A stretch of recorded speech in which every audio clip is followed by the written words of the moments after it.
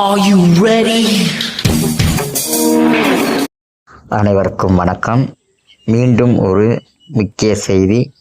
சாதி வெறி செயல். குடிக்கும் தண்ணீர் குழாயை அடைத்து இரு சமூகத்தினரை தண்ணியின்றி தவிக்கவிட்ட கிராம செயலாளர் ஈஸ்வரன். கள்ளர், கருணாகமுத்தன்பட்டி ஊராட்சி, கம்பம் ஊராட்சி ஒன்றியம், தேனி மாவட்டம்.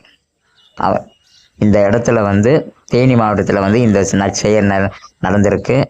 அதாவது எஸ்சி எஸ்டி பிசிங்கிற சமுதாயத்தினர் இந்த பைப்பில் இந்த டேங்கு கீழே பைப் தண்ணி பிடிச்சிட்டு வந்திருக்காங்க.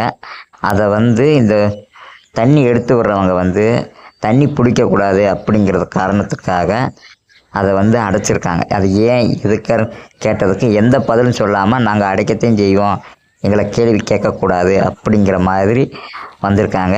இது எதுக்காக வச்சுருக்குங்கிறது எல்லாருக்கும் தெரியும். அங்கே இல்லாதவங்க, கொஞ்சம் பைப்பு இழுக்காதவங்க தண்ணி பிடிக்கிறதுக்காக அதை வச்சது. அதை இப்போ அடைச்சி வச்சு எந்த சூழ்நிலையிலையும் யாரும் பிடிச்சிடக்கூடாது அப்படிங்கிறதுக்காக 30,000 லிட்டர் தேங்காய், அதோட டீட்டெயில்ஸை சைடில் போட்டிருக்கேன், பார்த்துக்கிங்க. இது நான் பல தடவை சொல்லியிருக்கேன். சாதி வெறி அடக்குமுறை என்பது இதுதானே. இதில் ஒரு சின்ன முக்கியமான விஷயம் என்ன சொல்ல வரேன்னா, இதில் இருக்கிறவங்க ஒரு தாழ்த்தப்பட்ட சமுதாயத்தில் இருக்கவங்க தான் வேலைக்கு சேரணும்.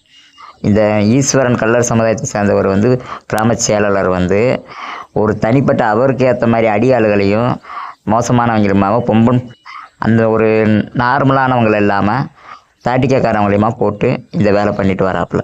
இவங்க தண்ணி திறந்து விடுற டைம் பூரா மக்கள்கள் இல்லாத டைம், பகலில், அதாவது யாருமே இல்லாத டைமும் மட்டும்தான் திறந்து விடுறதா சொல்லி ஏற்கனவே கம்ப்ளைண்ட் வந்திருக்கு. புகார்கள் தெரிவித்தும் அவங்க எந்த நடவடிக்கையும் எடுக்கலை.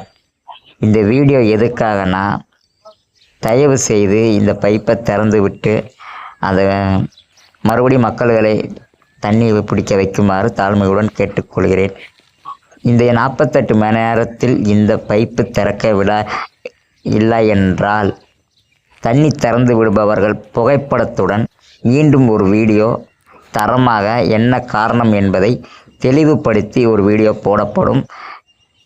ஈஸ்வரன் கள்ளர் சமுதாயம் கருணாகமுத்தன்பட்டி ஊராட்சி செயலாளரையும் சேர்த்து போடப்படும் என்பதை தெளிவாக கூறிக்கொள்கிறேன். நன்றி, வணக்கம்.